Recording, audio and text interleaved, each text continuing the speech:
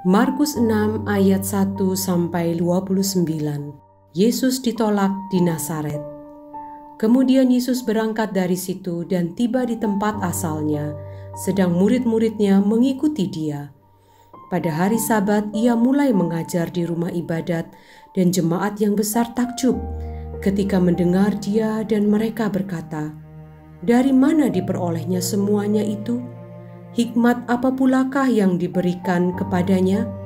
Dan mujizat-mujizat yang demikian, bagaimanakah dapat diadakan oleh tangannya? Bukankah ia ini tukang kayu, anak Maria, saudara Yakobus, Yoses, Yudas dan Simon? Dan bukankah saudara-saudaranya yang perempuan ada bersama kita?" Lalu mereka kecewa dan menolak dia.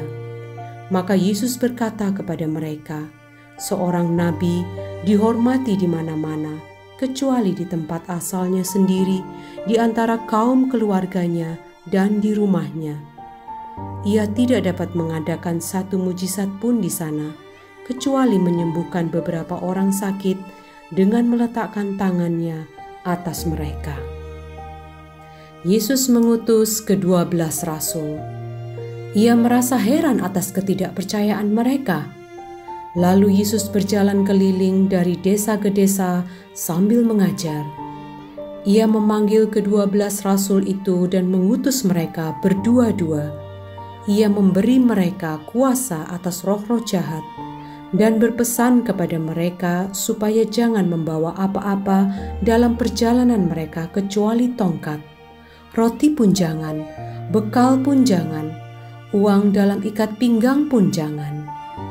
Boleh memakai alas kaki, tetapi jangan memakai 2 baju.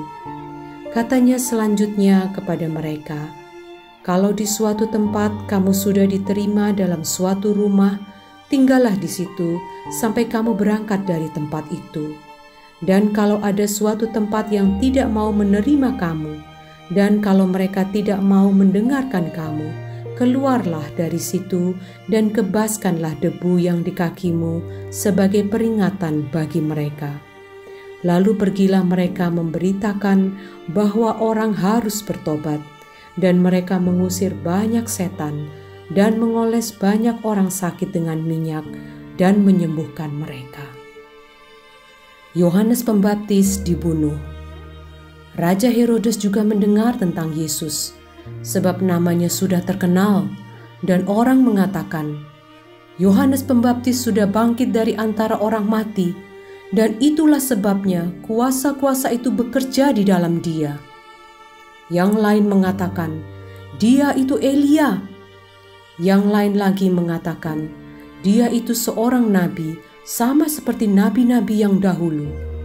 Waktu Herodes mendengar hal itu, ia berkata, "Bukan, dia itu Yohanes yang sudah kupenggal kepalanya dan yang bangkit lagi." Sebab memang Herodeslah yang menyuruh orang menangkap Yohanes dan membelenggunya di penjara berhubung dengan peristiwa Herodias, istri Filipus saudaranya, karena Herodes telah mengambilnya sebagai istri. Karena Yohanes pernah menegur Herodes, "Tidak halal engkau mengambil istri saudaramu."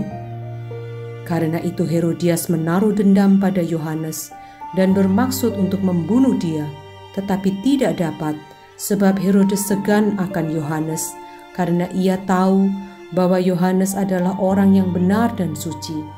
Jadi ia melindunginya. Tetapi apabila ia mendengarkan Yohanes, hatinya selalu terombang-ambing, namun ia merasa senang juga mendengarkan dia. Akhirnya tiba juga kesempatan yang baik bagi Herodias, ketika Herodes pada hari ulang tahunnya mengadakan perjamuan untuk pembesar-pembesarnya, perwira-perwiranya, dan orang-orang terkemuka di Galilea. Pada waktu itu anak perempuan Herodias tampil lalu menari, dan ia menyukakan hati Herodes dan tamu-tamunya. Raja berkata kepada gadis itu, "Minta daripadaku apa saja yang kau ingini, maka akan kuberikan kepadamu."